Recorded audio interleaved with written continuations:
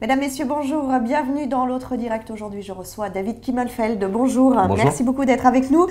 Alors, aujourd'hui, l'état de la gauche dans le Rhône, partout en France d'ailleurs, est un peu compliqué, on va dire, à la suite de ces élections départementales. Ouais. Si vous m'aviez invité hier le 1er avril, je vous aurais dit que tout allait bien. Mais comme on est le 2 avril, je vais vous livrer une analyse, en tout cas que je vais essayer d'être la plus sérieuse possible, pour vous dire bien sûr que pour le Parti Socialiste et pour la gauche dans son ensemble, le scrutin des départementales est une véritable défaite et je crois que les responsables socialistes, certains qui ont tenté d'expliquer que ce n'en était pas vraiment une, que c'était moins catastrophique que ce qu'on attendait, je crois devraient réviser leur discours. Je crois, eu égard d'ailleurs par respect pour les conseillers généraux qui ont perdu. Et dans les départements où nous avions la majorité, je crois qu'il faut le dire, c'est une véritable défaite et il faut en tirer un certain nombre de conséquences. Est-ce que cette campagne des élections départementales n'a pas été un peu trop nationalisée du coup? Est-ce que ça n'a pas été justement peut-être l'erreur de Manuel Valls? Ouais, je crois que Manuel Valls avait raison de pointer le Front National et on a bien vu qu'il fallait toute cette énergie et qu'il fallait que ce soit la gauche qui s'exprime et les centristes sur le Front National. On a vu la réaction de l'UMP, y compris d'ailleurs dans le Rhône. Moi, j'ai dit à Philippe Cochet... Fameux Nini, c'est ça? J'ai dit à Philippe Cochet qu'il fallait, bien sûr, il ne s'agissait pas de donner des instructions de vote à nos concitoyens, mais je crois qu'un responsable politique peut dire quand même ce qu'il pense sur le Front National. Et moi, j'ai dit à Philippe Cochet, et j'ai dit à un certain nombre de responsables politiques, et je l'ai dit publiquement, que même si ça peut choquer, y compris un certain nombre de nos amis, je partage plus de choses, moi, avec Philippe Cochet de l'UMP qu'avec le Front National. Et c'est dans ce sens-là que nous avons appelé, nous, à battre le Front National dans tous les départements et dans tous les cantons. Voilà. Ce qui est le cas d'ailleurs aussi de l'UDI. Hein, et c'est ce qu'il y a aussi de l'UDI qui, sans aucune ambiguïté, a pris la même position que nous. Je crois qu'un UMP, un Front National, pour nous, c'est pas pareil.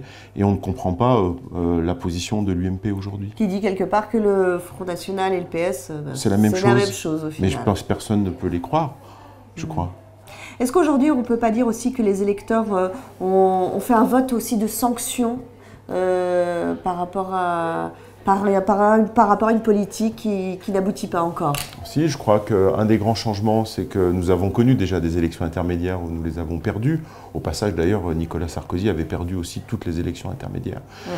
Simplement, jusqu'à présent, on perdait parce que les gens étaient dans une attente d'une autre politique. Aujourd'hui, j'ai le sentiment que nos concitoyens, en tout cas, comprennent que nous sommes plutôt dans la bonne direction, mais ça tarde à produire des effets. Et c'est clair que la personne qui aujourd'hui n'a pas d'emploi depuis 2, 3 ans, 4 ans, peut comprendre que nous allons dans la bonne direction, mais comprend aussi que pour l'instant, ça ne se traduit pas au quotidien pour elle, et c'est sans doute une des explications du vote sanction.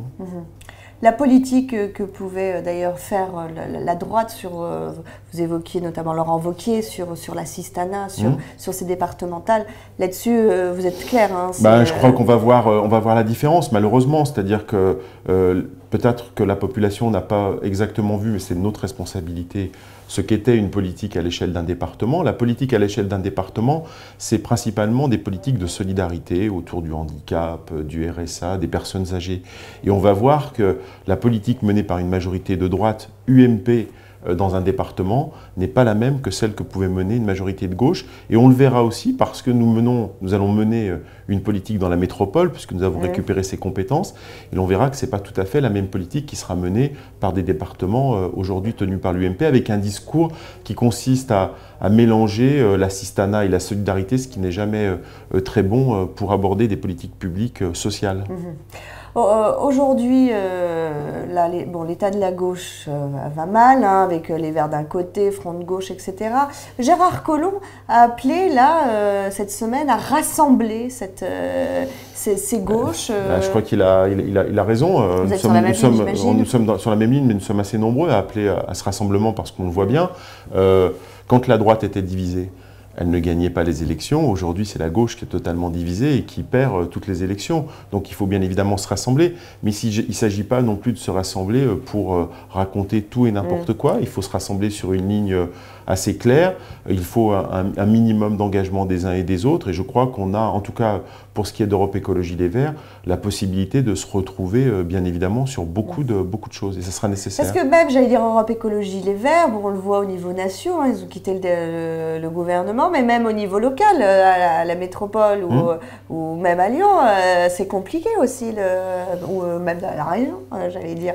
Le dialogue est compliqué entre le PS et Europe Écologie. C'est ce que vous avez raison de dire que c'est le dialogue. En fait, je crois qu'il faut apprendre à se parler de nouveau, à se mettre autour de la table, et à constater finalement que nous partageons plus de choses que nous avons de divergences. C'est ça l'union. L'union, c'est pas de se mettre les uns et les autres sur le même niveau sur tous les sujets, mais c'est au moins de partager un minimum de choses. Et pour cela, il faut discuter un minimum, et c'est ce que nous allons entamer, je pense. Ce que vous allez entamer, vous allez l'entamer notamment pour les régionales?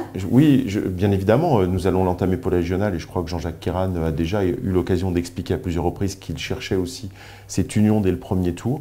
Et moi, je prendrai aussi, là, comme responsable départemental du Parti socialiste, un certain nombre d'initiatives, comme l'a fait Jean-Christophe Cambadélis au niveau national, pour qu'on puisse au moins entamer le dialogue. Il n'est jamais interdit de se parler. En tout cas, c'est plutôt conseillé. Par exemple, il y a un point sur la pollution. Il y a un point un peu divergent où là on avait Bruno Bernard qui est venu, secrétaire régional, qui dit que finalement la métropole vous faites pas grand chose en termes de politique sur la pollution. Là il y a un sondage, pas un sondage, un classement, voilà, qui vous fait reculer. Paris est un peu plus fort là-dessus. Oui, je crois qu'il faut d'abord il faut dire ce que l'on fait, et je pense qu'il est important, et vous citiez Bruno Bernard, je crois qu'il est important qu'on se mette autour de la table, peut-être d'abord pour lui, il a peut-être plus en tête, mais c'est normal aussi, il n'est plus au conseil métropolitain. Il a peut-être plus en tête exactement ce que l'on fait déjà, et nous allons, je crois que l'intérêt de discuter, c'est plutôt de mettre tout ça à plat, de faire part, qu'ils nous fassent part de leurs exigences, mais qu'on leur explique aussi ce que nous faisons en la matière, comme sur d'autres sujets, pour essayer de rapprocher nos points de vue et de bâtir ensemble un vrai projet. Mais je crois qu'on n'est pas loin de cela, il n'y a rien d'impossible en la matière. On parle des écologistes, mais on peut aussi parler des communistes. Là, on a vu les élections à Vénissieux, il y avait aussi une élection partielle municipale, la victoire de Michel Picard, communiste. Vous êtes arrivé dernier avec la liste de l'autre fille. Là aussi, est-ce qu'il ne faut pas réentamer le dialogue? Si, d'abord, moi j'ai salué la victoire de Michel Picard. Bien évidemment, ce qui nous importait avant tout dans cette élection à Vénissieux, c'est que la droite ne l'emporte pas. Et moi, je me suis réjoui de la victoire de Michel Picard. Il faut le reconnaître, elle a fait un très bon score. Et en tout cas, je ne sais pas si elle a bien fait que nous ne soyons pas sur sa liste. En tout cas, il est clair que ça n'a pas été pour elle un handicap pour sa victoire. Il faut le reconnaître.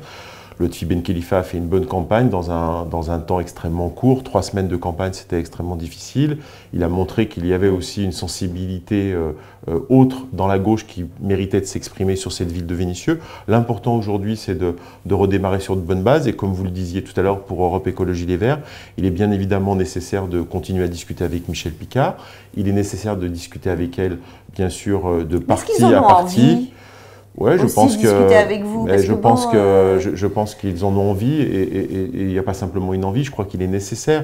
Il est nécessaire de le faire pour les prochaines échéances, mais il est nécessaire aussi de le faire parce que Vénissieux est une ville importante de la métropole, c'est la 3e ville de la métropole, et elle ne peut pas faire sans la métropole, et la métropole aussi, ce n'est pas une formule, ne peut pas faire sans Vénissieux. Donc il faut que, compte tenu des compétences de la métropole, qu'on se mette autour de la table, et nous aurons l'occasion de le faire très régulièrement, que ce soit sur les sujets d'insertion, mais aussi sur les sujets de développement économique ou de développement urbain.